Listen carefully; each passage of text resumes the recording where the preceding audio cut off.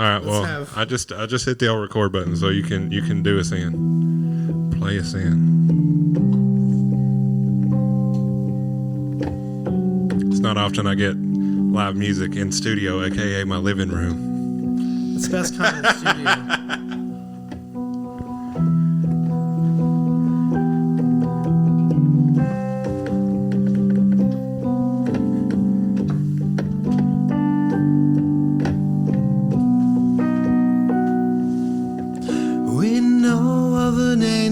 Radiation that haunts dismembered constellations, a faintly glimmering radio station. While Frank Sinatra sings stormy weather, the flies and spiders get along together. Cobwebs fall on an old skipping record.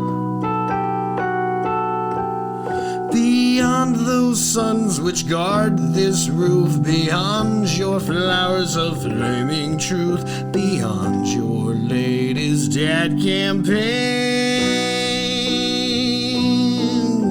an old man sits collecting stamps in a room all filled with Chinese lamps. Please save what others throw away. It says that you'll be rich someday. We know of an ancient radiation that haunts dismembered constellations, a faintly glimmering radio station.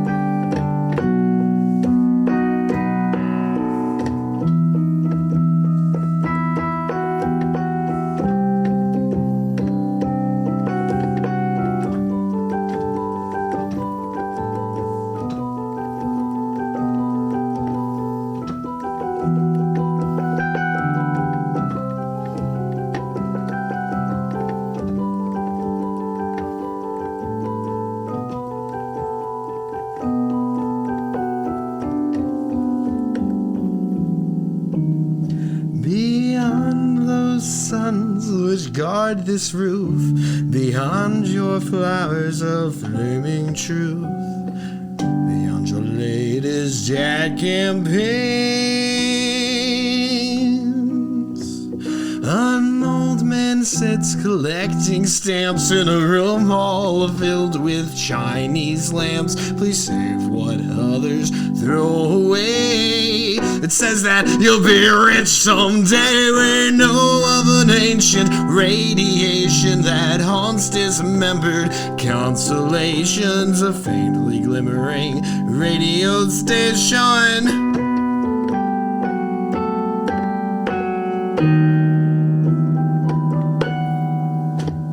Heyo. Hello. This is the KAAMP, everybody. There's your live music intro straight from the living room. This is the KAAMP. I am Thomas Zachary, and this is the Knoxville Area Artist Networking Platform.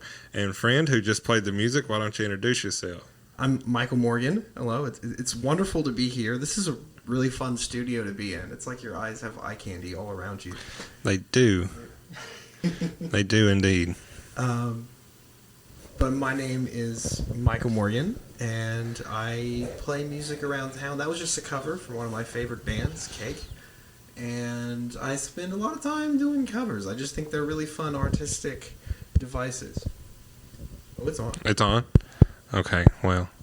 It's sending us. Okay, yeah, all right. There we go. Well, there we go. Just live tapping some stuff. Yeah, let's do that. Hey, everybody. Check your ears. Are they on? I hope so at this point. We really must start the show. The show must go on. Oh, yeah. Well, it's got to start first. It's got to start first. This reminds, I was on Will Ross's bass podcast before. Yeah, the bass jam. And then he had Nick Marlowe like a few weeks later, and I'm good friends with Nick. So I listened to his podcast, and the piano wasn't ever sent. for the recording. So what we had was Nick singing very well and the bass playing along, and it was like not the version of his music that I'm used to, and I really liked it. It's something special. Well, there you go. I mean, whoops, but yeah. Whoops, but yeah. All right. So you've been doing this for 2 years? Oh, ish. Yeah, I recorded the first one in December of 2020 and published it in February of 21. Yeah. So that's how that went. And I've just been chugging along ever since. And some people listen, and those are the coolest people on the planet, in my opinion.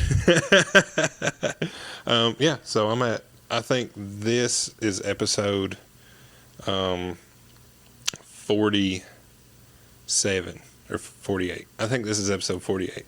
So I may get to 50 by the end of the year like I want. That is really, I think you can do it. Oh, I mean, I've got 50 by the end of the year. I've got one more technically on the books, so that'll be 49. And if I squirrel away one more between here and December 31st, then so be it. If not, I've still given it no less effort than I did originally. So yeah, I'm not gonna fuss about that. Not at all. Thanks for having me. Well, I'm glad you decided to take the time and come have a silly conversation with me about what it's like to be a creative person. I'm ready for that conversation. Well, what the microphone's sagging again. It's okay. What that microphone just we'll see what happens. We'll see what happens.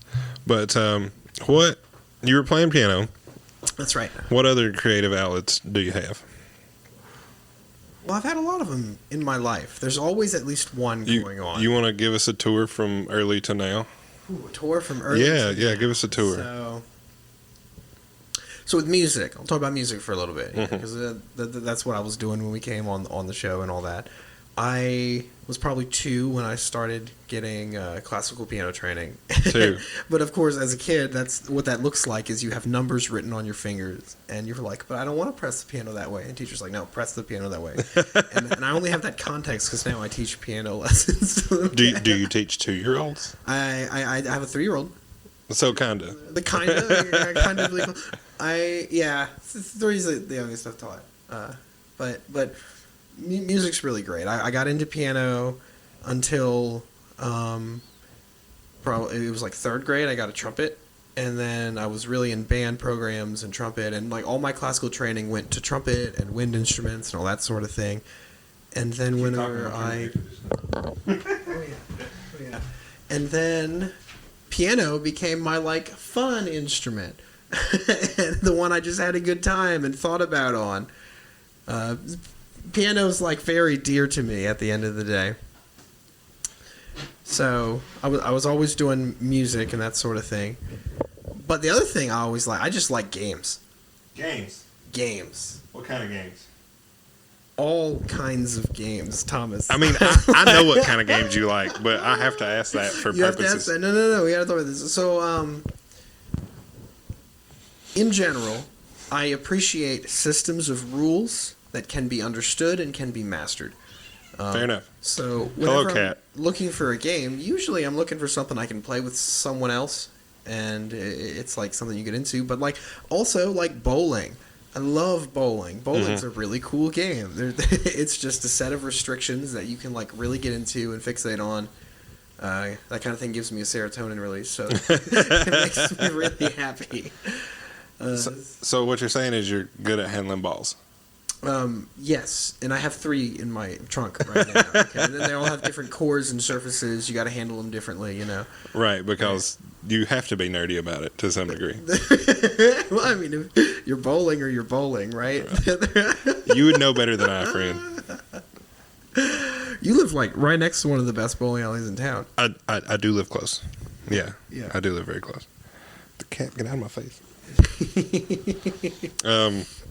So artistically, one of the major forms of expression for myself has been making board games, and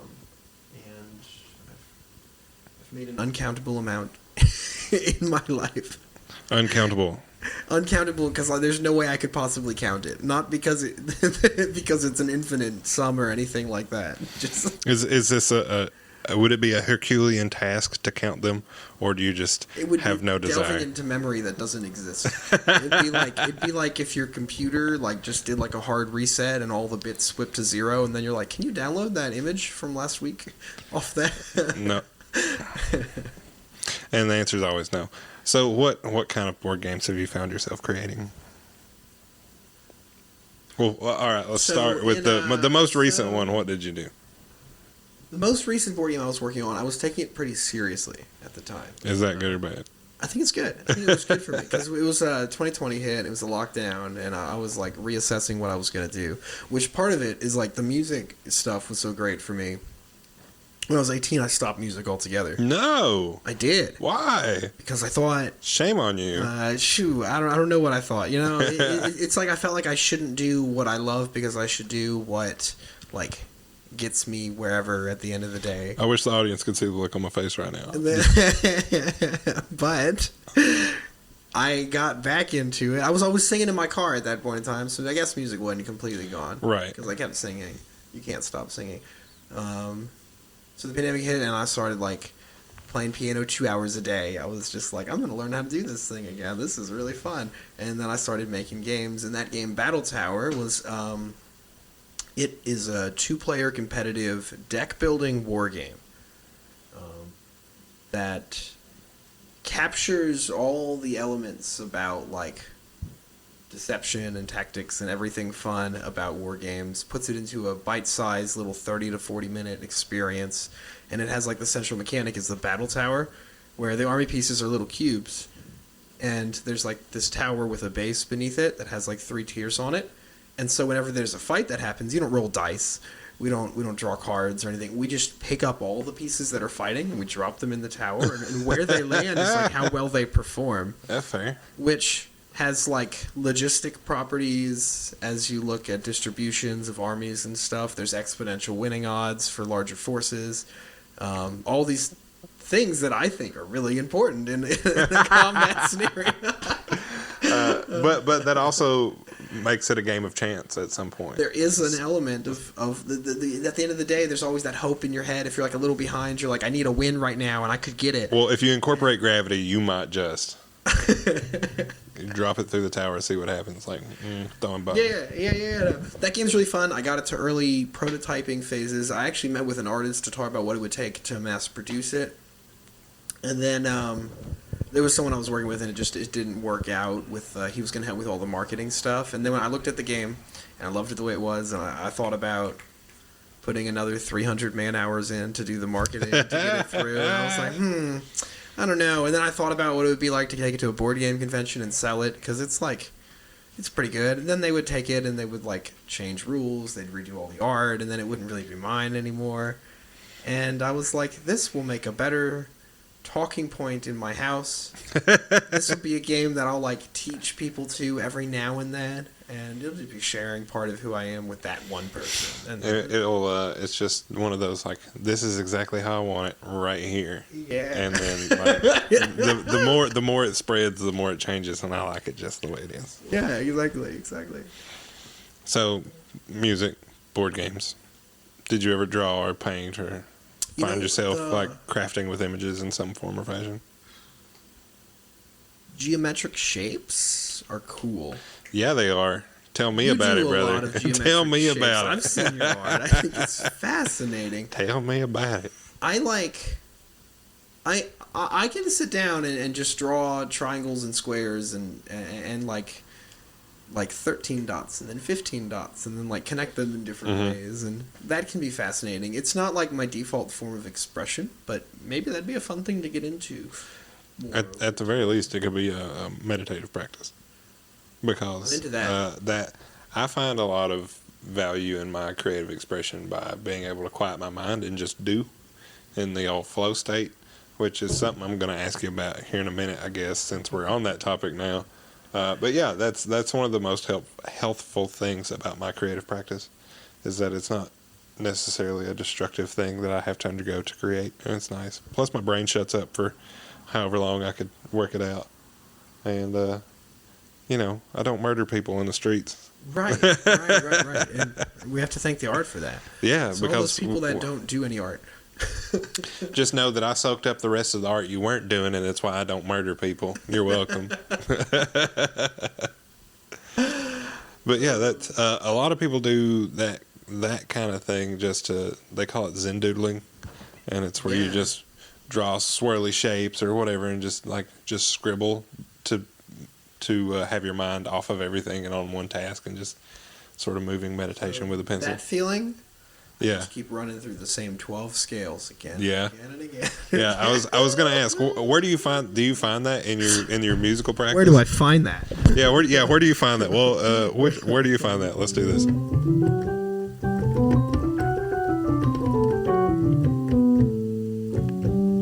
All right. I'm picking up your key presses on the microphone too. I really like it.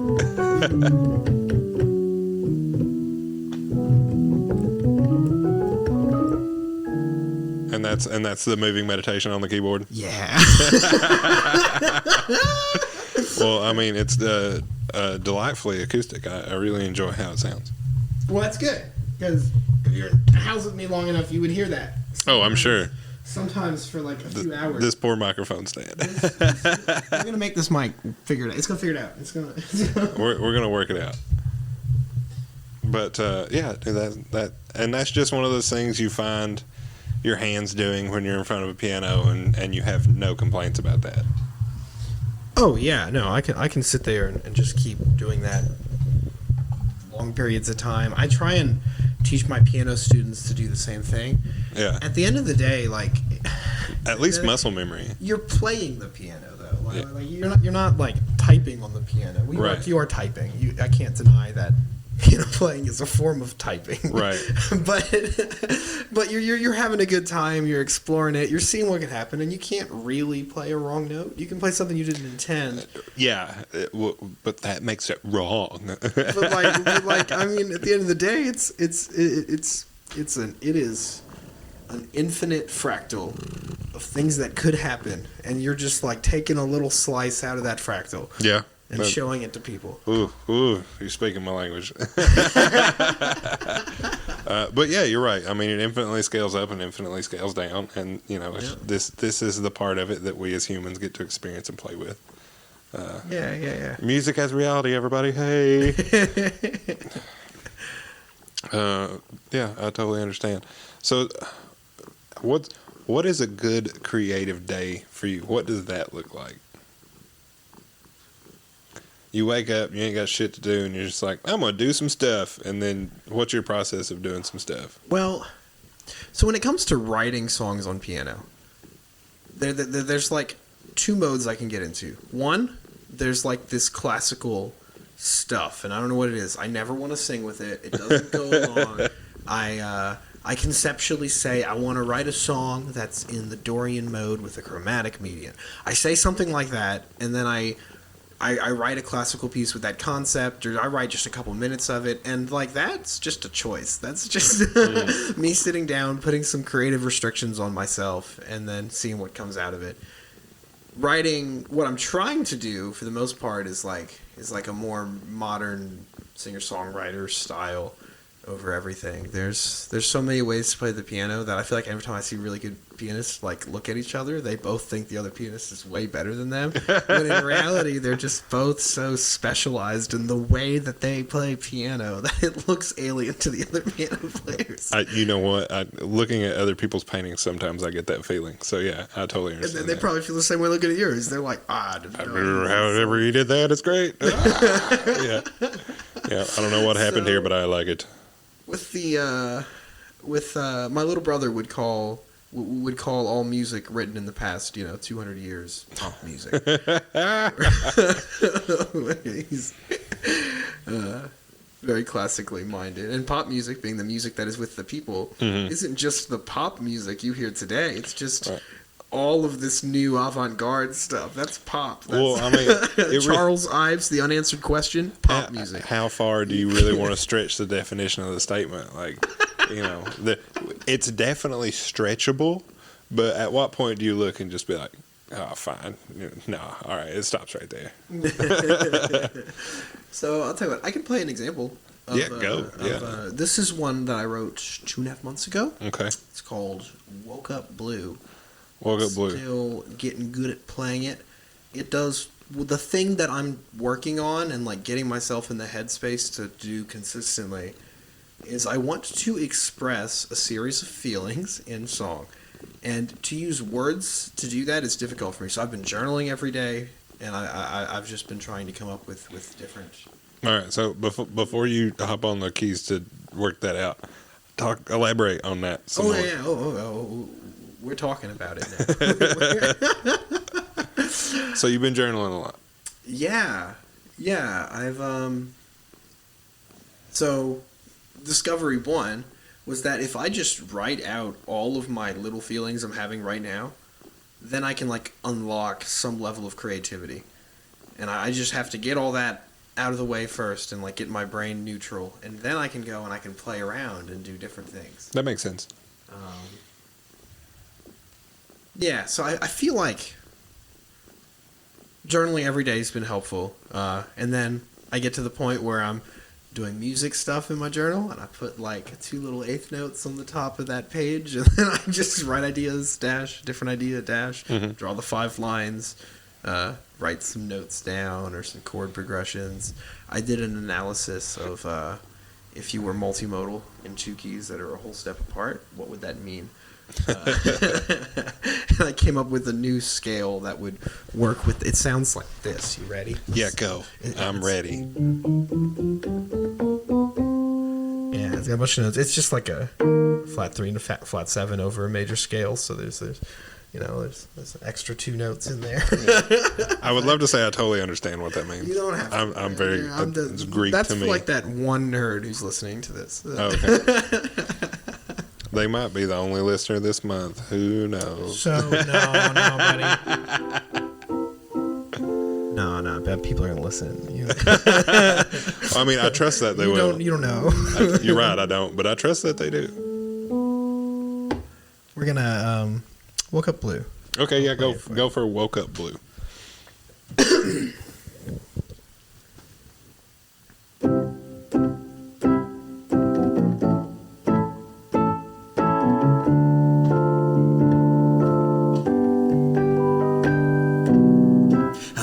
This morning, the dawn was gold and I felt sad. I don't know why. Some birds were singing, the grass was green, and yet I wanted to cry. I've been blue 'cause I missed you.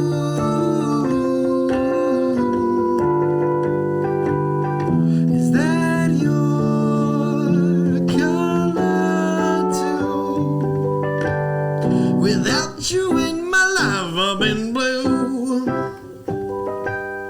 Received a letter in the mail from someone that I once knew. Said, how's it going? I'm kinda lonely and I'd love to talk to you. I've been blue.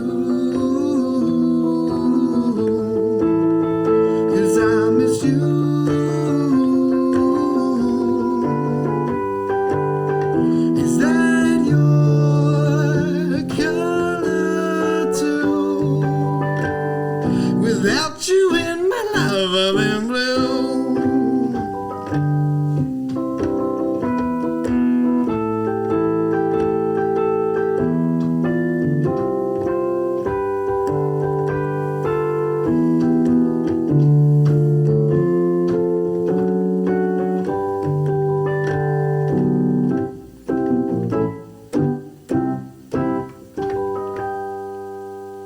So I sat on my porch with my favorite pen. I was excited that I could talk to you again. All the birds were singing, the grass was green, and well, yet I knew we'd be fine. It's okay if you're blue,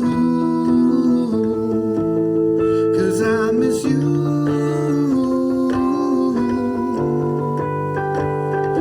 That's my color too.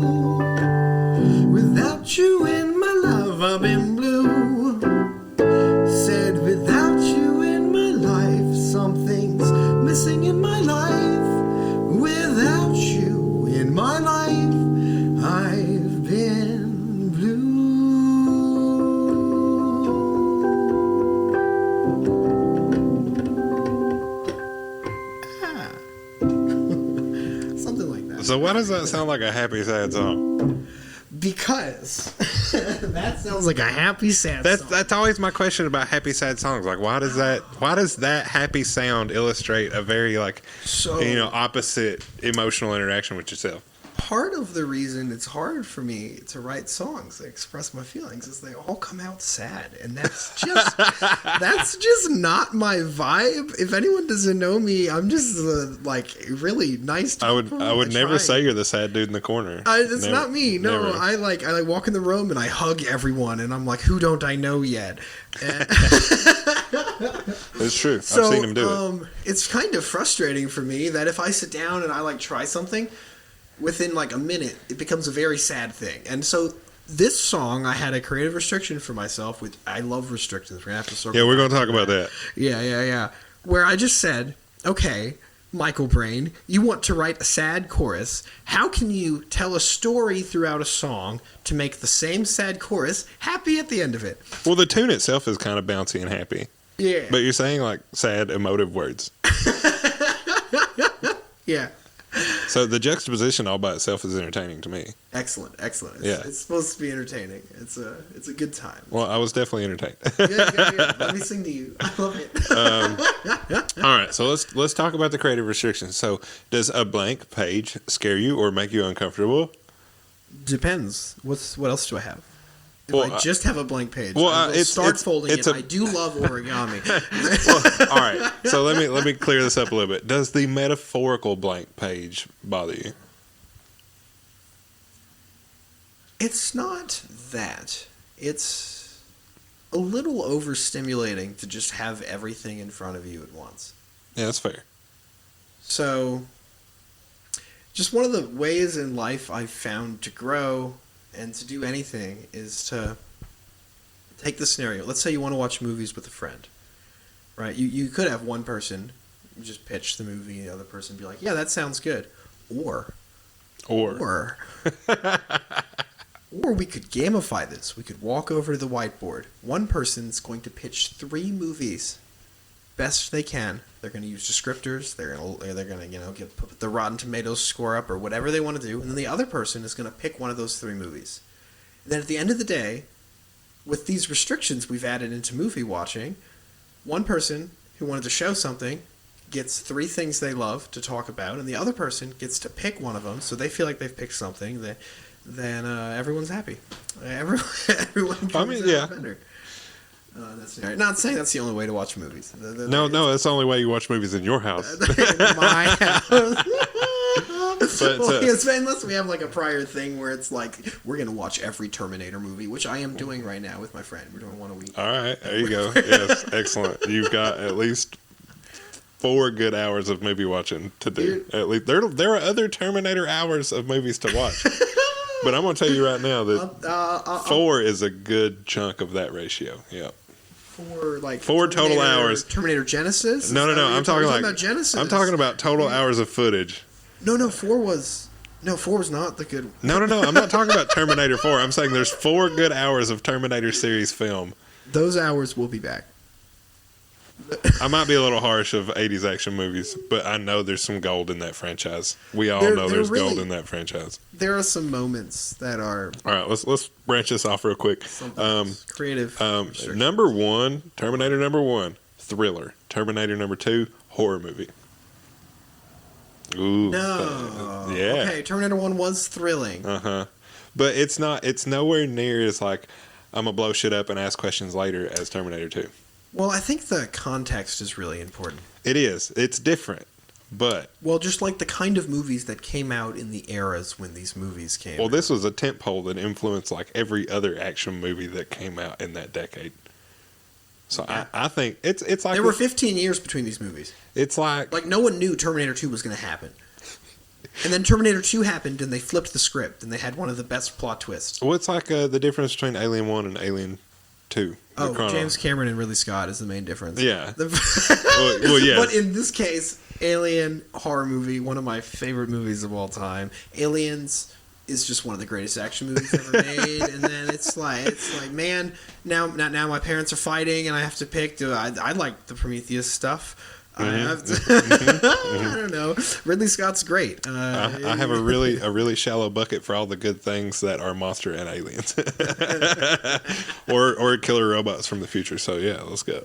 But good sidebar. The tone of those two bits of media's in context with one another are they're a stark contrast to be had between the number one and number two, and that's what I'm really getting at. Absolutely. But like the major themes are still present. Mm-hmm. The interpersonal conflicts are still very evident.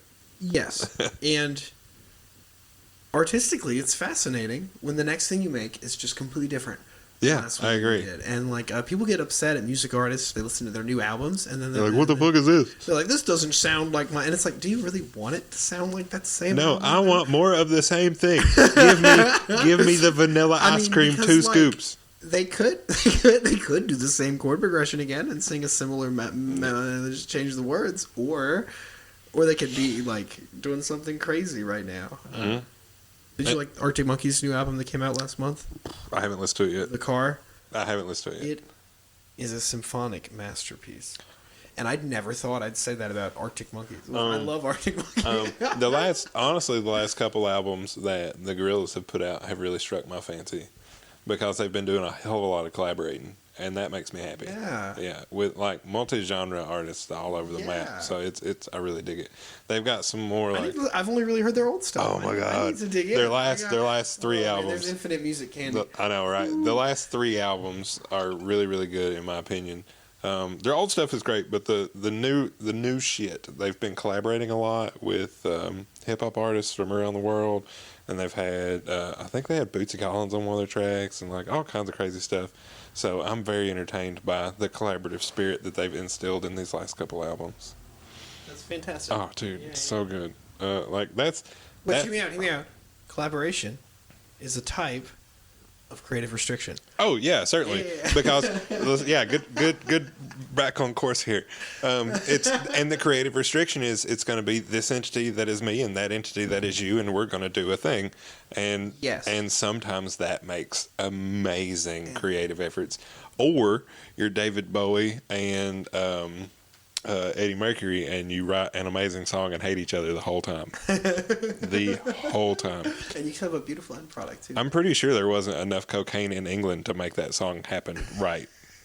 But it happened, and they performed it a couple times live, and that was about it. That is hilarious. A lot of cocaine. Oh, God, so much cocaine. But yeah, that is a very unique form of creative restriction that I happen to really enjoy and seek out. Oh, yeah. So what is it about is it just how big the ball field is to go play on now? Metaphorically? Once you have, to me, once you have concrete pieces, once you have little ideas of stuff, then you get to put them together in interesting ways. Yeah. So instead of just giving you a big color wheel that has every color you could ever paint with, just all analog on there, you just give the person like 5 colors, and you say you can mix these together if you want, but here are your 5 colors. That art is going to be so much cooler. I use a palette that 10 of colors right there. That's my fluorescent color palette, and there are 26 or 7 colors in that palette, and that is a creative restriction. Yeah, and I can mix those by medium as many ways as I want. Yeah. I don't know how it maths out. It's at least 500 and something. Yeah. Okay. Quick math, but it's a very large number of combinations. What's 30 choose 2? Yeah. There are an astronomical number of combinations I can make with those colors and only those colors. So that being as broad as it is a wonderful creative restriction because I'm going to paint, and usually I'll pick like between 4 and 10 of those to work with at any given time. Yeah. So I whittle it down a little more. You're feeling me. And yeah, so totally. I get on the piano, I say I'm going to play in the key of E. There's 12 keys I could pick. Yeah. I'll just pick one. And because I'll be like, if I sing this note, that is a nice pitch in this key. So then I'll pick that key, and then I'm working in that headspace. And then I might say I want to introduce a little bit of some color here and So I'll have more technical jargon, which I have infinite technical jargon to throw. And I call it a restriction. And then So, all right. So let's ask this question. There's two responses. What is the most ridiculous bullshit creative restriction you've ever given yourself, and what is one you really enjoy and work with often? Answer that first. Yeah, go ahead. Okay, you just have a time crunch. Yeah, you've got 30 seconds. Here's your creative restriction. Go. Yeah, go make something. Yeah, you can get creative real fast. Like I did a contest with my buddy where we had 24 hours to design and pitch a board game to each other. And he made this game that was about like flipping colored dice to complete a tapestry in front of you, and it was a real cool concept. You could have kept developing that. I made this game about two robotic entities in the galaxy consuming all of the resources in the galaxy to destroy each other. Just 3D printing more of themselves.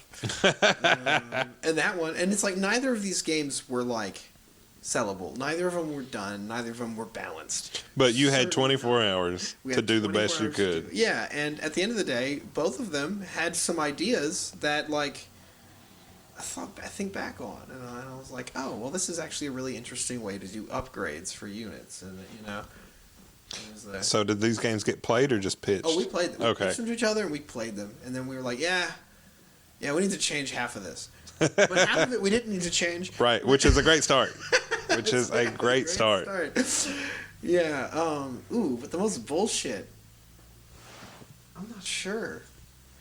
You're gonna call me next week and be like, "You'll never guess what I did." Are you gonna edit that into the podcast? No, it's good. It'll. We'll just have to put like an Instagram post about it. I had a friend who wrote a song, and their restriction was they were only allowed to sing the same pitch the whole song. And I was like, oh, okay. Well, hopefully they avoided a lot of alliteration.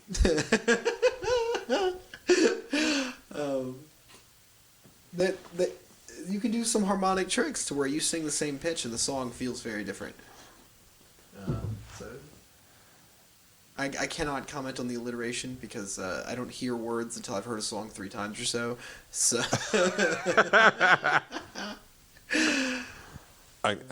at times I'd have to agree. It's things pop out at me the more I listen to things. Yeah, you know, yeah. and everybody I think has that experience. Yeah. Or at least most folks. For those of you that don't, you're underprivileged. If you catch everything the first time, then bless you. You don't ever go to the theater twice. If they are even speaking words the first time you're doing great. Yeah, right. So do you have any sort of routine in your good creative day? After you journal, do you do something else? It involves playing concepts, I do just play around on the piano routinely. I'll just sit there and I'll play random combinations of things that I think are interesting. Usually mathematically derived. I'm that guy. There's the geometry part of this. Yeah.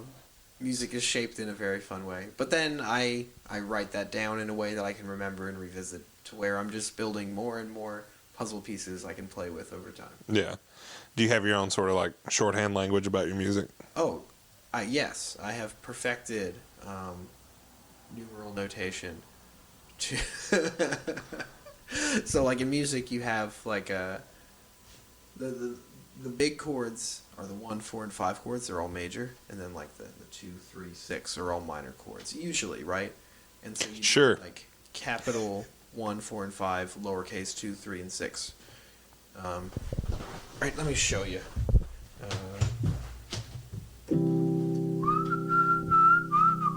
That's the 1. That's 4, 5.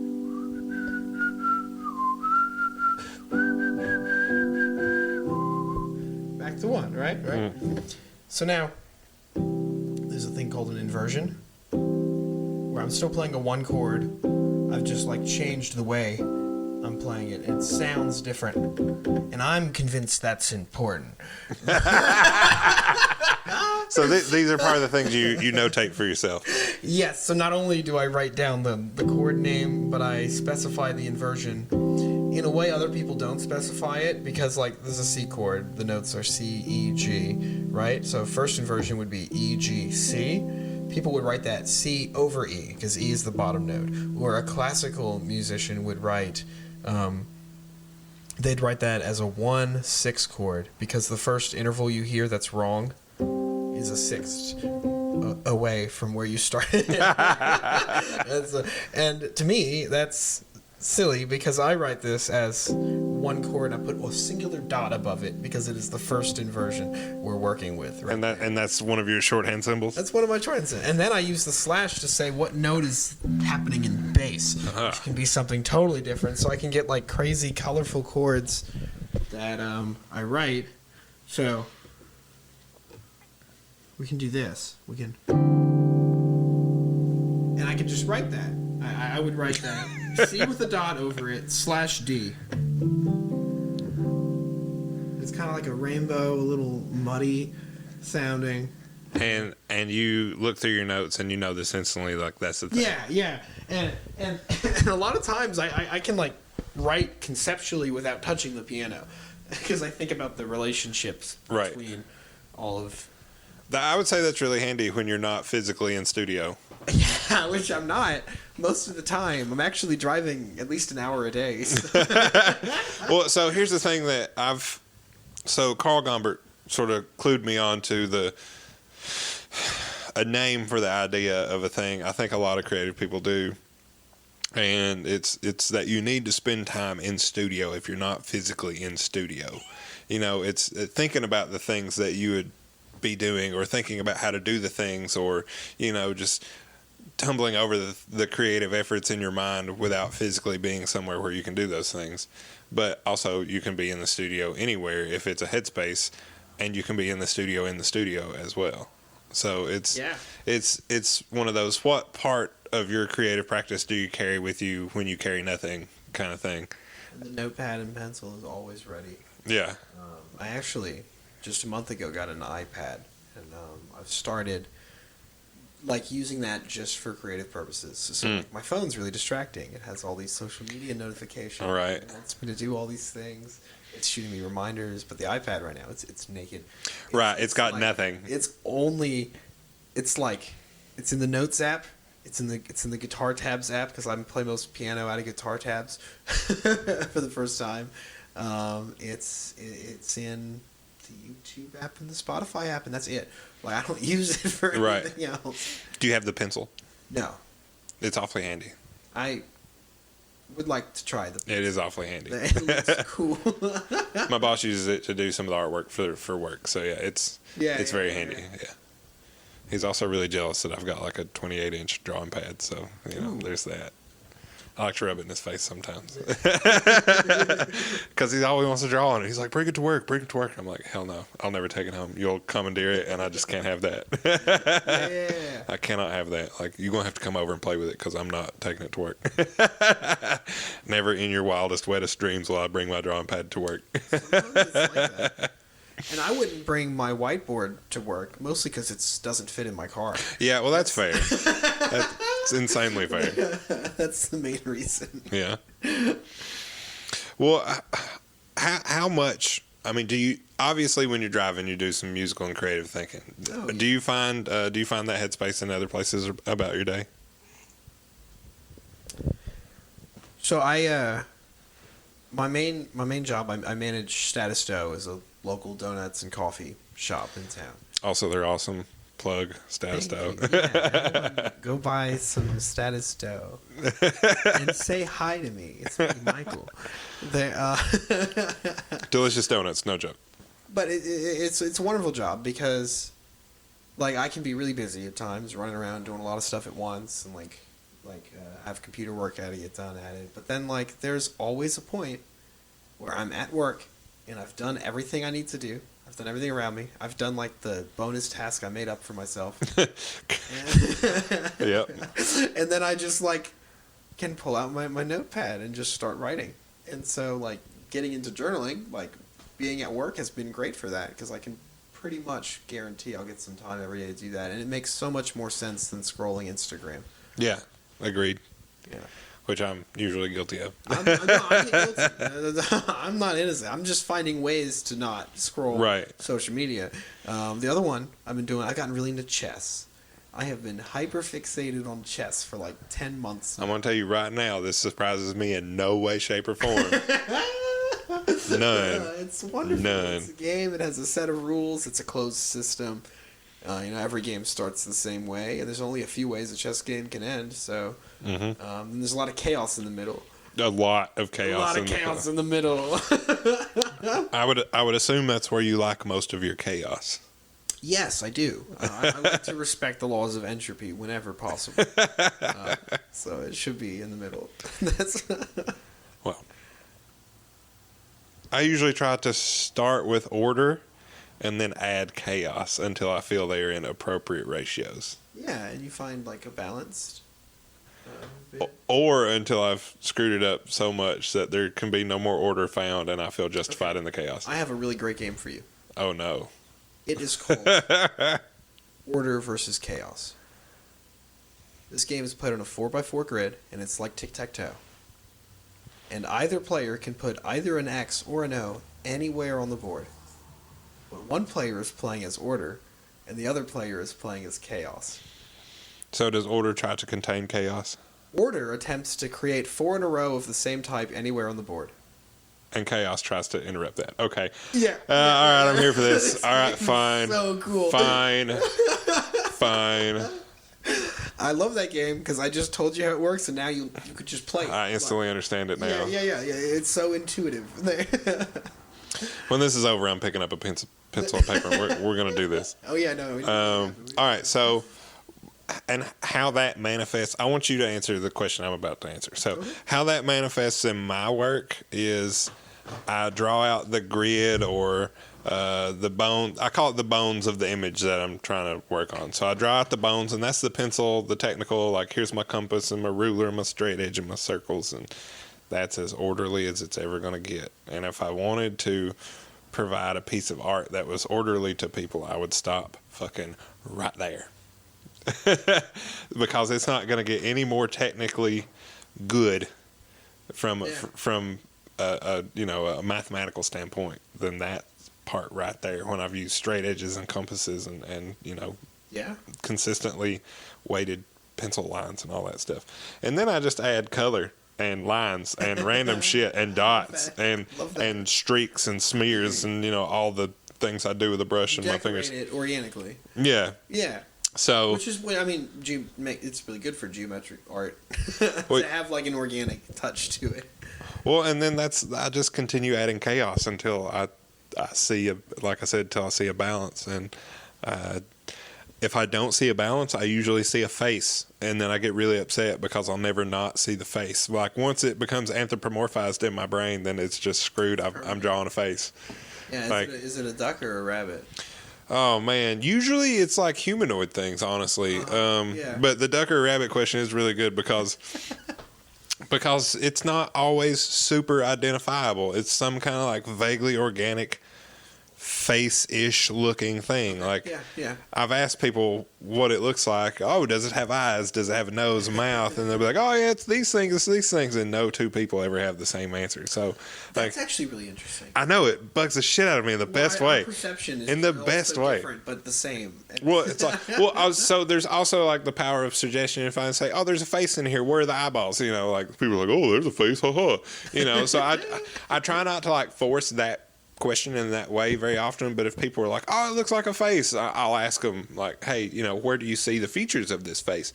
And I've drawn a lot of pieces where I'm like 2/3 of the way into it and I just look at it and I'm like, shit, there's a face. And I've drawn some that look like fucking like witch doctor's masks, and I've drawn some that look like just like randomly colorful painted faces. Like I've just seen the faces in a lot of my work. So it's weird when I think it's just human nature to anthropomorphize the thing that is just randomly assorted bits of things. It's like when you see faces out in the world on buildings and trucks and whatever. Yeah. Yeah, we definitely do that as people. I can't say you do that with music. Oh, this piece of music I've written, it has a face. Look. It has a face. I mean, you can draw like you could draw like two quarter notes and slur them together. It's like, look, it's a smiley face. Right. And, like, that's really funny on paper. But music's there are things you do. For instance, whenever I play my cover of Africa by Toto, I add this bit in, which to me sounds like raindrops in the song. Yeah. You ready? Yeah, let's hear the raindrops, if you can do it. Oh, I can do it. Oh, let's do it. Okay, so you're going to know the main riff, and then I'm going to add something which I think is raindrops. Okay, let's go.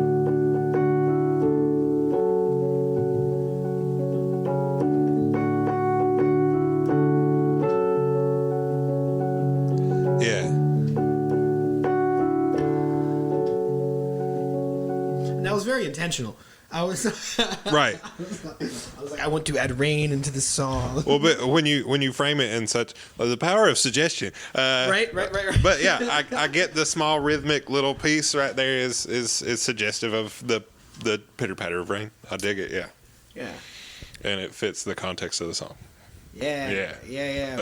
Which is like I just. Covers are so that entertains you on multiple levels, right? Yeah. And I just, at this point, I just have like 4 hours of other people's music that I've learned to play in my way. Right. And it feels very personal. It's really fun. Well, I mean, you put your own spin on it. You spent time investing in the mental energy to figure out how you would like to accentuate these things. So, I mean, you're entitled to have a bit of ownership on that expression. I don't see why not. Your cat is so kind. Man, she is all up in my face right now, and she's very needy, but she's gorgeous and very, very lovable. And energetic. And I tell you right now, that takes her so far in my eyes that I can't say I would have booted her out for not being a cute cat, but she really does give you them puppy dog eyes sometimes. And I'm just like, God, fine, I won't be mad at you anymore. Pet, you know. Right. Yeah. It's a shame. I have a cat myself. He gets mad at me when I'm not home enough. When I check this out, when I got home last night from doing artsy shenanigans in Waverly, she would not talk to me.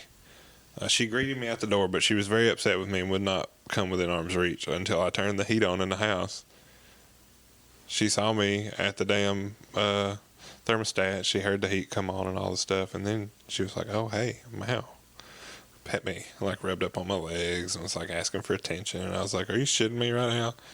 Like, you have 3 inches of fur and you're mad because you're not as warm as you normally are? Get out. Well, we can only speculate what it feels like to be a cat. I know what it's like to wear fur. I mean, yes. Listen, I played stray. I know what it's like to be a cat. Okay, but if you she's being kind of uppity right now, though. In a cold environment for about a year, your fat cells rearrange such that cold environment isn't as harsh to you. I'm here for that. Right. they could redistribute as much as they want.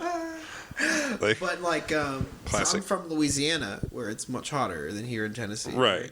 And so you've noticed these things? Now I'm comfortable outside, but like when I visit home in Louisiana, to me, it's like unbearably hot all the time.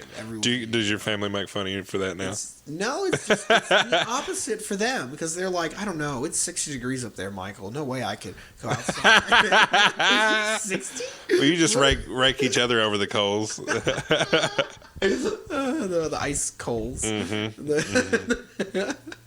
The cubes. Rake them over the cubes. Yeah. Line them up. Right. The threatening sound of breaking open an ice tray from the freezer. Yeah. Goodness. But I think that's awfully funny when people are like, oh, it's 60 degrees. I need to put on pants and wool socks. And I'm just like, are you serious? You don't know. You don't know. You don't know. Like, winter in Florida is terrible, let me tell you right now. It's so bad. How bad is it? It's so bad. Winter in Florida, so bad. Yeah. Yeah, God, no, it's not bad at all. It must be the most temperate time. Oh of the God, year. it is. It absolutely is. It's like, oh, you mean your low for the winter is like the high 40s? Yeah. When I'm up here like literally freezing trying to paint a wall. Saturday, when that cold front came through at 10 a.m., Mr. Freeze said, "It is now winter." I've already talked shit about the hurricane, so I can't do it twice. That morning, it was 75 degrees. Cold front came through. Within 30 minutes, 29 degrees. Yeah, no thank you. Very No sudden thank you. change. A lot of people left work that morning dressed appropriately. A lot of people got really mad around lunchtime that at the end of their day, they were not going to be appropriately dressed at all. Yep. All right. I was one of those people. So influences from the weather, influences in your music. Who are your big, do you have like a list or, just off the top of your head, who are some really big musical influences for you? I do. I would expect no less. I got you. Okay. I like the Beatles. Everyone likes the Beatles. But my favorite band is Electric Light Orchestra. Boy. Which is Jeff Lynne. I mean, if you don't like ELO, turn this shit off. Go find a bridge. Or you just don't know, right? Like, surely if they would just listen to every ELO song in sequence, then at the end of it, they'd love it. They'd have to. And if you didn't, go find a bridge. But I'm just gonna stop making art if you don't. Go find a bridge. The thing that I am also heavily influenced by ELO because I love bright colors and fantastical objects. You know what? They had so many bright colors and fantastical objects on there. Like, what is this? We don't know. Is it a spaceship? I don't know, but it's pretty. Like, I love ELO album covers. The ELO's Flying Saucer. Yeah. Which is very confusing. But I'll tell you, in the 80s, when Jeff Lynne, in 2 weeks, wrote the entire double LP out of the blue. You remember when we talked about cocaine earlier? He went to a camper in the Smoky Mountains, which is so cool to me, and wrote all of one of the greatest selling rock albums of all time. And then he went and toured it, and he had that flying saucer as the backdrop for the stage. It's so cool. That's how you tie the album art into the live show right there. Dude, I got one in the similar vein. So I'm a huge ZZ Top fan, and the first time I saw ZZ Top, they had like an LED curtain behind, for the backdrop. Yeah. And they didn't do any like big flashy shit because they're ZZ Top, but they had the Eliminator Ford Coupe spinning around on this LED curtain, as an image, dynamically spinning. And then they had lights on the stage that were pointing the same direction as the headlights where the car was pointed. So as it spun, there were lights that pretended to be headlights that went around the room as the car spun on the screen. And it was really cool. Yeah. I liked that a lot. That sounds awesome. It was. All that light work is that's a lot of work. It's it was very simple but very effective. Yeah. The best things often are. Agreed. Yes, very much so. So who else other than ELO? And if you don't like them, please go jump off a bridge. Cake. Yeah, you did. I love that band. I love the way that they are exactly as complicated as they need to be. They're very theatrical in everything they make. That was one of the axes. That's actually the second one. Yeah. They do that in the middle of the night, and I'm just like, huh! From across the house, and then I remember like, for everyone who isn't in here, which means everyone who's listening right now. Yes, everyone right now. For everyone right now, there is. I came in. There's this dartboard thing with like axes you throw instead of darts. I think it's technically called like a fingerboard. Like the type of surface board-ish thing that it is. It's really cool. And it has little two-part foam axes, and you throw the axes at them, and the fingers stick in the axes, and the axes stick on the board. It'll drop them at a random point. When you're yeah. It will assuredly at some point give you a heart attack when you least expect it.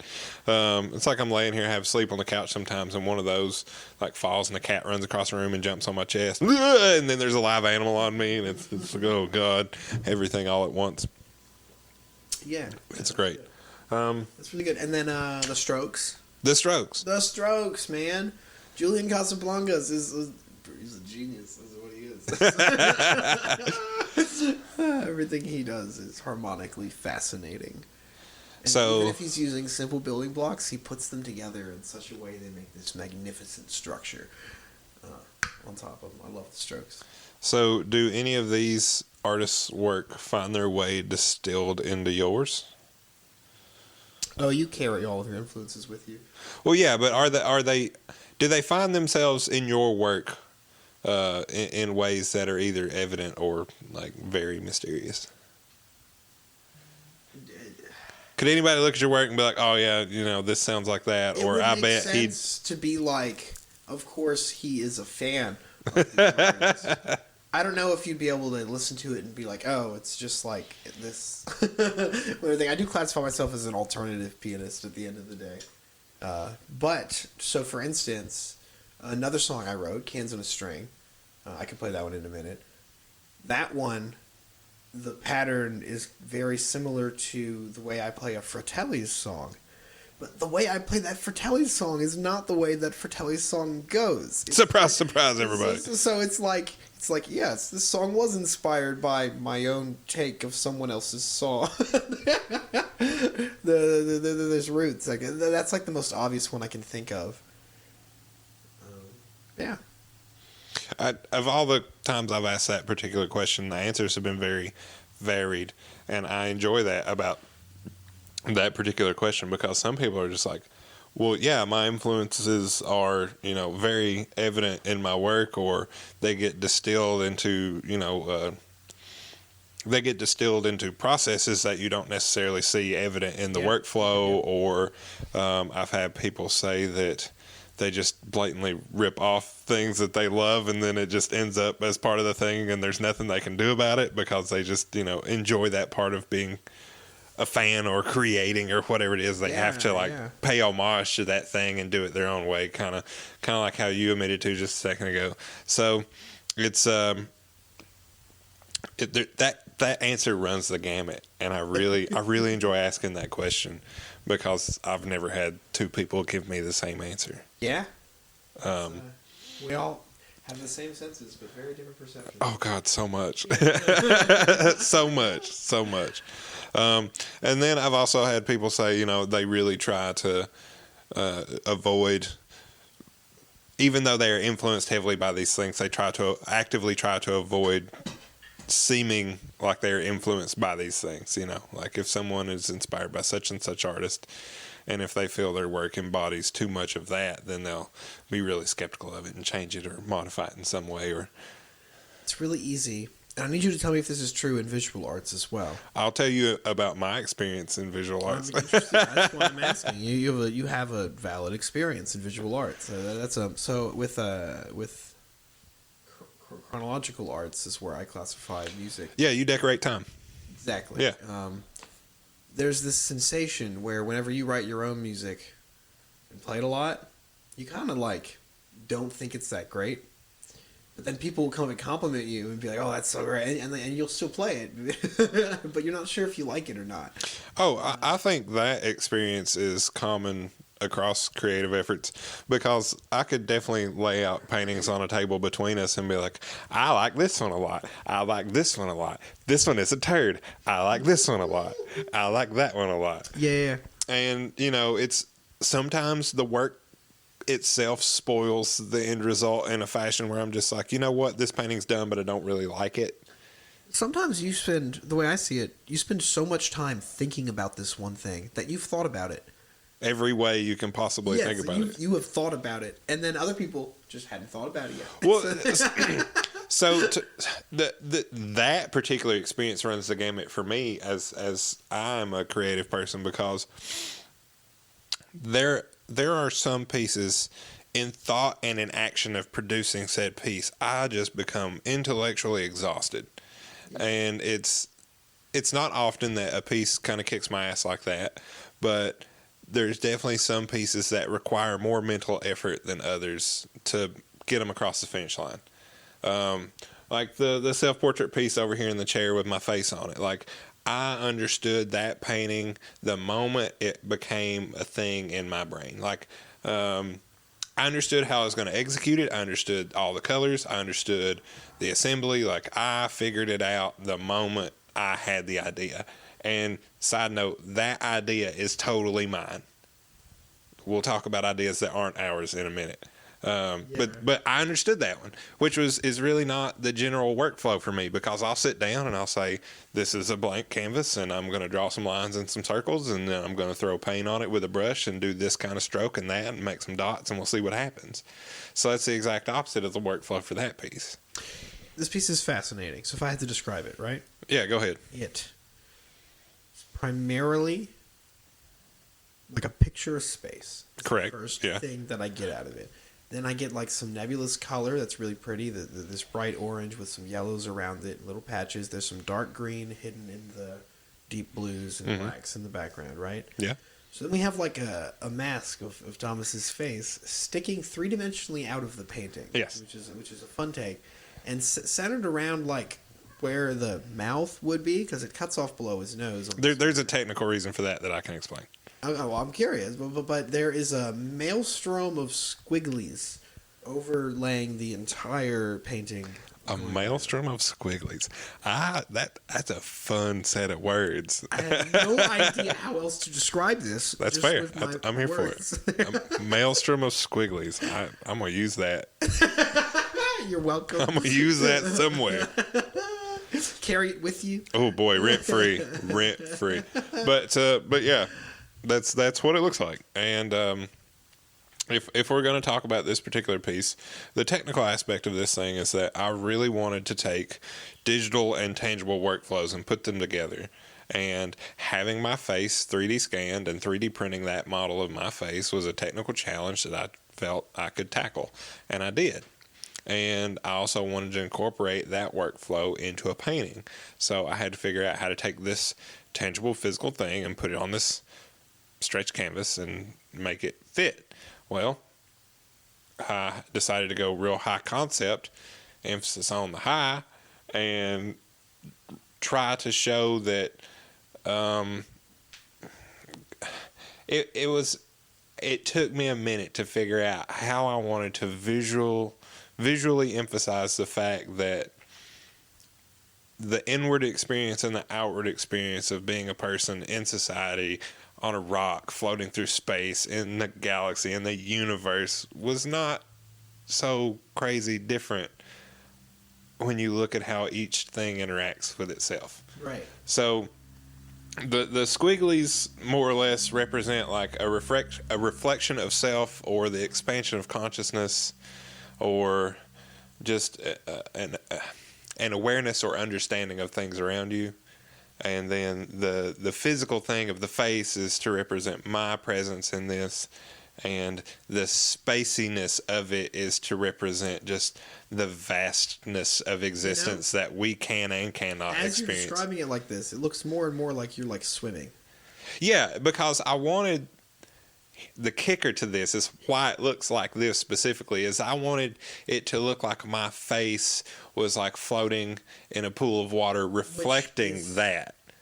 So what I get now because that and you know, I didn't paint like perfect water reflections or ripples that are perfectly symmetrical, and I didn't want to, but the emanating presence and interaction with the environment and the visual analogy of expansion and connectedness is there, I feel like. So those are all the things like that piece is I'm really proud of it for the technical and the ideological things I was able to achieve with it. So y'all are gonna have to pay me a lot for it if you really want it, because I'm keeping it forever and ever. That's right. But it really was. It was a serious technical challenge and something I've wanted to do for a really, really long time. And I finally found like a pathway that wasn't just absolutely ridiculous to accomplish it. $5,000. No. 10,000? I don't know. We'll see what the world decides to offer me for it. That's not how this works. I will legitimately take $10,000 for the series I debuted in August, 100%. Like the ones you saw at Next Level. Yeah. They're going to be sold as a series, all 5 of them. There's no way anybody can offer me enough money to break them up. Period. 10,000. Yeah. For $10,000, I will sell you 5 paintings that all illustrate my disgust with society. Yes. That's good. But yeah, that's the deal on that one. And the reason I mentioned like ideas that are mine and ideas that aren't, the genesis of that idea that became that painting is absolutely 100% mine. In no way do I feel like that idea was given to me or flowed through me in any way. But I'm also a big fan of the pieces from which ideas that aren't mine and just come to me from the ether. That brings you into a whole conversation about, like, who owns anything. Right. If we're going to get really, like, big picture about it, like, do I own these ideas? I don't, because I don't feel confident asserting ownership over them because they just, like, smack me in the face one day. So there's this ideology, it's called Russian formalism. I've never heard this term. A Russian formalist is a person who believes that whenever, it's like 200 years old, whenever a piece of art is created and released into the world, it no longer is associated with the artist anymore. It is then just a part of the universe. Side note, I feel like art becomes art when you intend to share it. Ooh, whoa, that's a really big side note. Well, because it separates when when you decide to share it, it becomes a separate entity from you and out into the universe. If I say this Emily Dickinson, if this is a thing I intend to create, and then I also intend to share it for the amusement of others, then when I decide to quit being selfish and commit like total ownership of it, it becomes art. Do you think Emily Dickinson's poems are art? Did she share them? No. Were they they were shared after her death? Well, then they became art, but not by her intention. That's such a fascinating distinction to me. Well, I mean, honestly, in my opinion, that idea is really violent all by itself, because how hard do people try to hang on to the things that they are trying to share? Like, there are artists out there that do nothing but make work and never sell it. Right. Or only rent it out to be shown or whatever it is. They never commute ownership of it to somebody else. It doesn't become fungible, Yeah. So there, in my experience, making things and then trying to sell them or gift them or make sure they arrive in anybody's presence other than my own by means of whatever,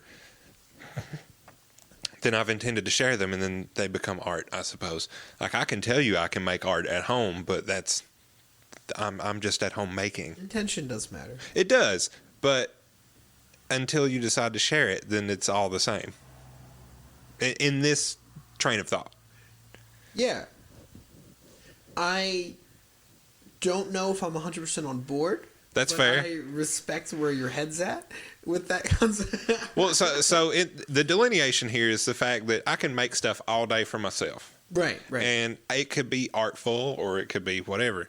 But in this arena of thought, nothing is art until you decide to share it for others. It then becomes not a part of yourself, but because it becomes part of the greater good. Universe. So then, are you a Russian formalist?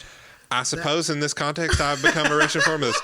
Comrades, let's be creative together. This was before Comrades, man. This was way back. But yeah, I guess in this context, in this train of thought, I would be a Russian formalist. Now, so, like, one of the things that I think is crazy is the way music copyright law works. Oh, are we going there now? Well, the black and white after we're off in the ether? All connected. All right, let's go.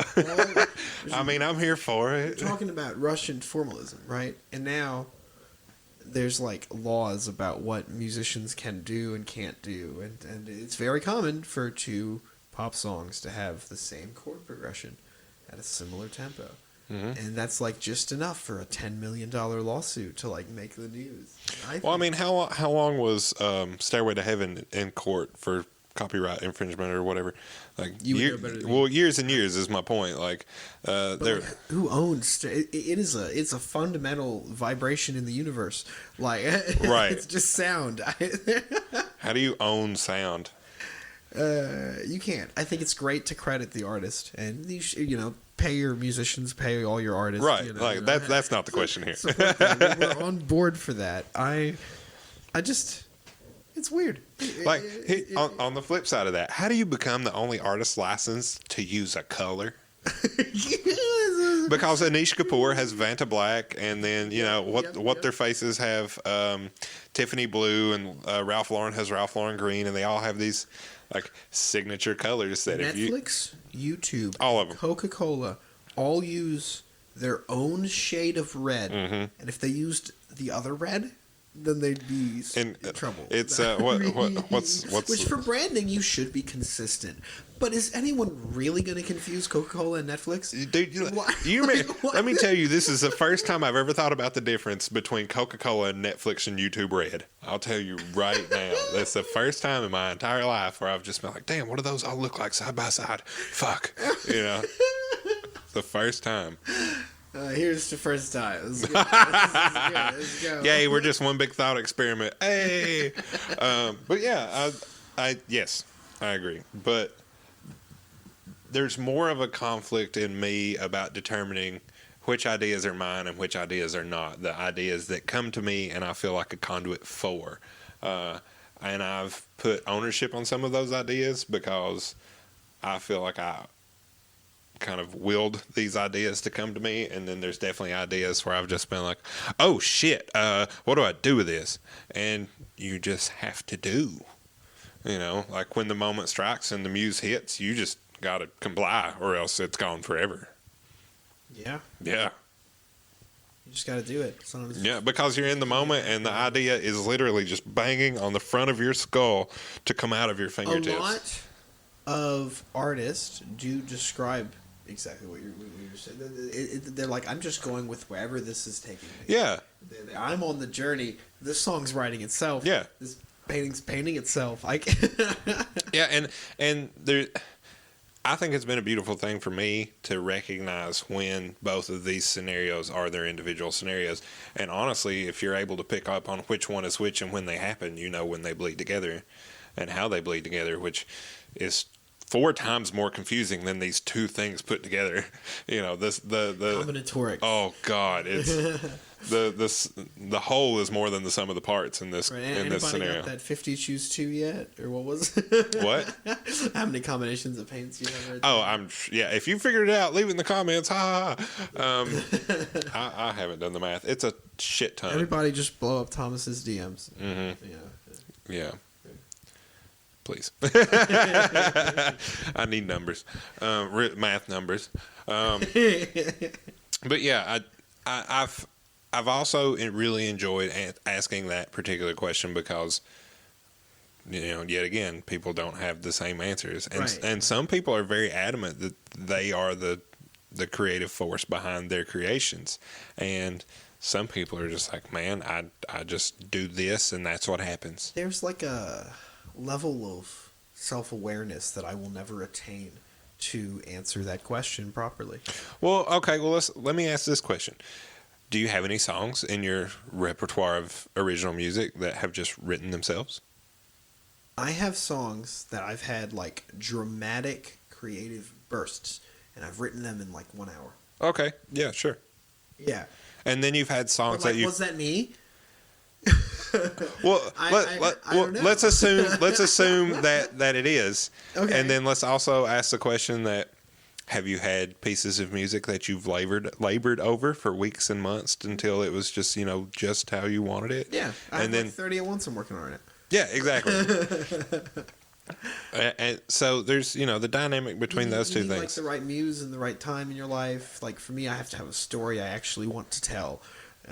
Is the big part. I just mostly don't want to express my thoughts. All right, so to you, I want to express my thoughts on this podcast. I have so many thoughts. Well, that's why we're here. Thoughts. So, are there any musical storytellers that you are particularly influenced by? Kind of shifting gears here. Yeah. You give me just one moment where I move the stick. Storytellers. Yeah. So Bob Dylan, John Prine, those kind of cats. Do you have Are you into anybody like that? In some ways, really every artist is a storyteller. But I think for music, the artists I go back to are the ones who have full albums that are intentional and come back together. I love a good concept album. When there's some central theme between all the songs, makes them do their thing. Muse does a good job of this, where you'll listen to a Muse album and the songs kind of like were probably put there on purpose in that order, and they are telling a bigger picture. And to me, that's the story that's going on with that. No one song can tell the full impact of what an artist is trying to do, but an album can like make or break a whole mood. So is that because it's more of like an intentional experience? Because if you listen to one of the, like, you have to make time and effort to sit down and experience that. Like, so this is a listening experience. Choosing to experience it straight through, right, makes it different. It maybe I just like that I'm choosing to intently listen to music at this point in time. And that's awesome. And you're aware that you're intently and actionably making that choice. Yeah. Yeah. That when you talk about lacking self-awareness, and you're just sitting here telling me you got self-awareness. Oh man. Look at you. But like, do I? But do I? Do I really? Here's how to cover my ass. But do I? So like, we evolved the thalamus, which made us very functional, and that's like our. Well, when we started throwing rocks, things really changed. Right, right. But then we got this prefrontal cortex, which is consciousness, and this like second layer that questions everything else in our head, and our feelings. Our feelings are like our ancient old brain. Yeah. Do you own those? Or do they flow through you? I don't know. Ah! like to be aware of myself, I need to be aware of my subconscious, I guess. And then but even there, it gets even more informed. Like primal thought happens in your nerve endings all over your body. Yeah, whether you like it or not. Whether you like it or not. So did you think that? or did your body think that for you? I don't know. And it's very hard to trace down if any of that. Like, free will is a weird concept in general. Yes, it is. And it's very fun to talk about and think about, but I don't think at this moment in time we're going to solve the debate. Oh, there's no end in sight. It's just, where are you in the tunnel? You know, like, yeah. How close to the light are you? It's asymptotic. We're never going to find the answer. Never, so ever. Like, are any of these all yours idea, or did you borrow these from other people? It's like, well, I am a product of my environment, right? But I also think, or do I like, in my own experience, I genuinely enjoy being able to find the difference between those two scenarios, and either just be aware or be able to like, I can be like, oh, that's what happened, or I can be like, oh, well, why did that happen? You know, like, if I can feel comfortable putting the second layer of questions on it, then great. But if it's just a thing that happened and I recognize it and it is what it is, then cool. I usually end up with a piece of art I enjoy on either end of that spectrum. Yeah, for sure. Unless I just become mentally exhausted and I hate my life when I'm done with this piece, and it's just like, I don't want to see this, so I just like shove it in a closet for 6 months and forget about it until I'm like, one day, oh God, what is this? Ah! And then it's like, you know. Sometimes that's wonderful, like forgetting about something. Dude, I've laid pieces at the end of the hallway laid up against the wall, and I just have been laid behind other things and forgot they've been there for 4 months, and be like, oh shit, this exists. Yeah. All right. It's really great. And it's very easy to forget all the stuff you've been working on, which is why I'm trying to document it all. So this is more when the journaling comes in. More the journaling. Back to the journaling, because I found a little concept. I was flipping through my journal earlier today, and I found a concept from, I don't know, 2.5 months ago that I entirely forgot about. And I was like, oh, wait, that was something. I might be able to make a song out of that still. Like, if I wouldn't have wrote it down, it would have just been lost to the void. Right. It would have been committed to the zero. All the bits would have been flipped to zero. And so since you brought up the journal and the notepad, I like to ask people, like, what does your notepad look like? And whether it's the literal notepad or the digital notepad. The literal one is it's like a half-size paper leather bound little purple ribbon and a little like elastic slap on the side. Page 1 says index on the top and then is completely blank. And then every page after that has a page number at the top right in case I ever want to write in the index for some reason. So is it pure chaos or what in there? It's fun time. It's a fun time. It's a combination of me just writing out all my feelings, me writing out little lyrical ideas I think could be great, or me making visuals for music theory concepts that don't have visuals.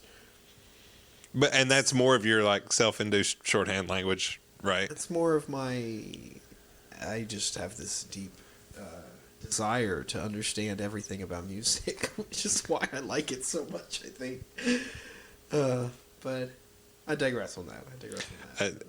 I've had the answers to that one run the spectrum too, because I've had some people like the notepad in my phone is empty or I don't have one, and then I've had other people go, "Oh God, you don't want to know what it looks like in there," and both of those answers are terribly entertaining.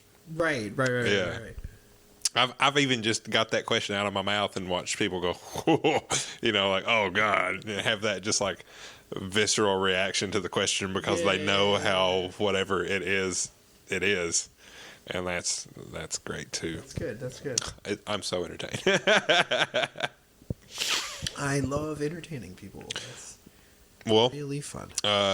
Speaking of entertaining people, we are at 1 hour and 26 minutes, so I'm going to ask you to be oh so kind and give us 2 songs.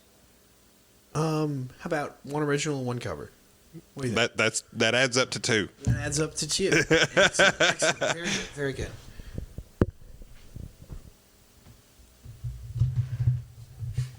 Yeah. Microphone stand adjustments. Ladies and gentlemen, if you're a microphone stand company if you are a microphone stand company and you want to help a boy out with his podcast goals, you can donate a microphone stand to my efforts. It would be greatly appreciated. I would tell you how much I love you for it. Probably at least once every 10th episode when I have to deal with said issue with any microphone stand. But I digress. All about them mic stands at the end of the day. All about the mics. We're all here for the mic stands. I enjoy people named Mike too, but I can't get a person named Mike for free. I don't want to get a person named Mike for free. Mike stand for it? I won't. He won't. I won't. Won't do it. I won't. All right, let's see. I've been playing this song a little bit recently. I'm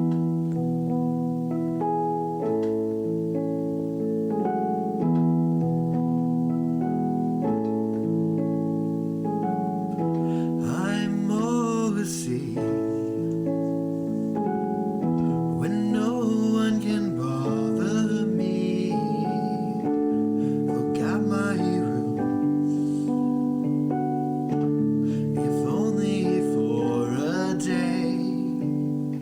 Just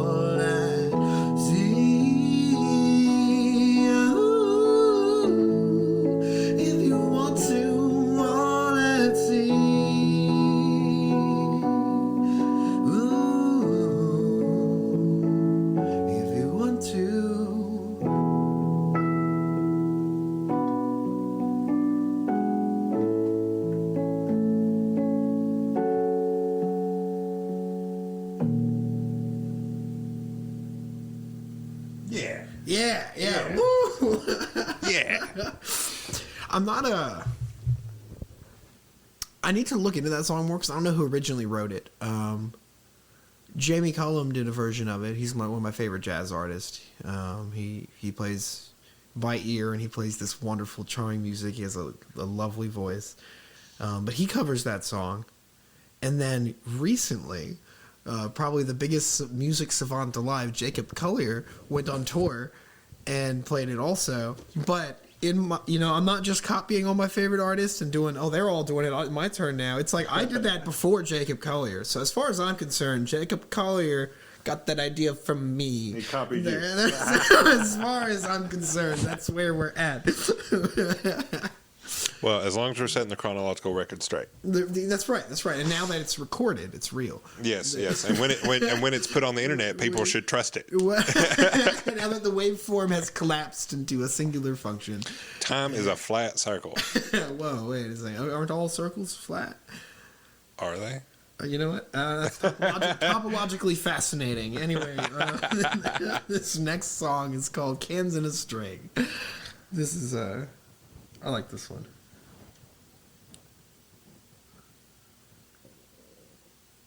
You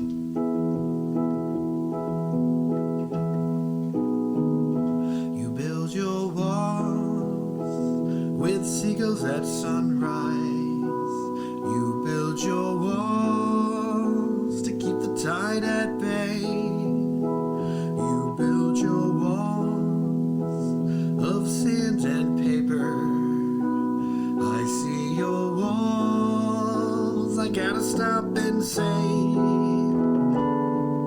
if you'd have to build your walls and make them sturdy, if you'd have to build your walls and make them tall, if you'd have to build your walls and let them hold back the ocean, just take these cans and a string if you feel alone. Like to wake when the birds start to whistle. I like to sleep the day away. You brush your teeth with charcoal covered bristles. You have it all together today. If you'd have to wake up early, then set an alarm clock. If you can't stay out too late, well, that's alright.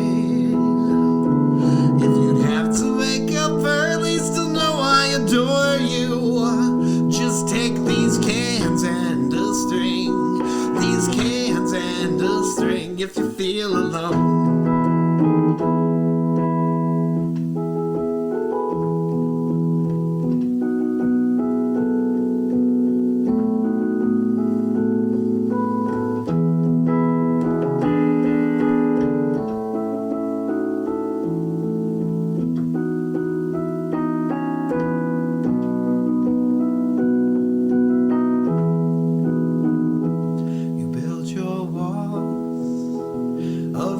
And toothpaste. You build your walls of mortar and lead.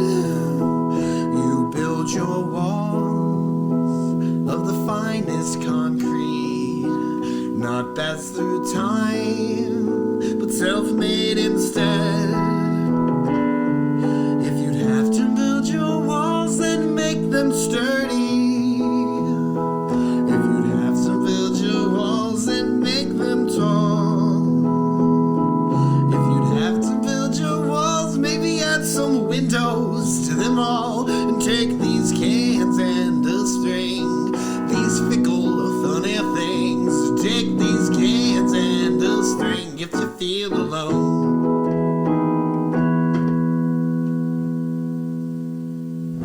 I like that one a lot. Thank you. Yeah. Yeah. I don't know if I love or I hate that song, but I wrote it. Have you played it live? Oh, yeah. Like once every 2 weeks, maybe. At least a dozen times. Then. Yeah. At least a dozen times. What's fascinating is that song's like kind of like a conversation between two people. Yeah. And I thought I was like writing about that conversation, and I realized I'm like writing to like different parts of my own brain. Like, this song's for me. I don't know. Well, and it's But at the end of the day, it's music. I don't own it.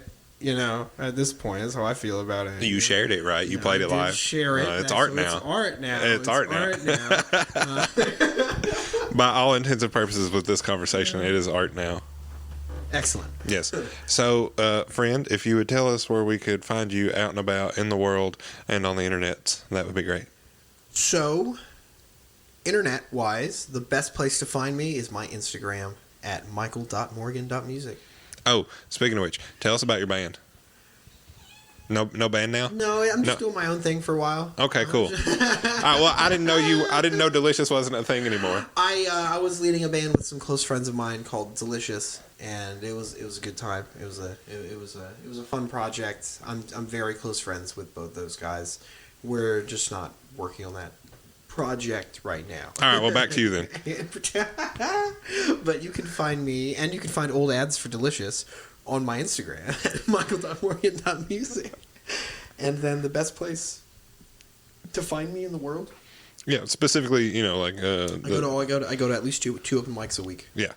I love Scope City Hall. I love Geezers. I love Next Level. I love Union Jacks as a place. I love anywhere that hosts live music. And well, there you go. That's where I'm mostly patron at. And you try to do those once every 2 weeks? You said 2 a week. 2 a week. Minimum. Keeps me. It forces me to like stay competent at the very least if I'm like going slow, but also it lets me meet all the other lovely artists in town. Yeah, get you out of the house at night.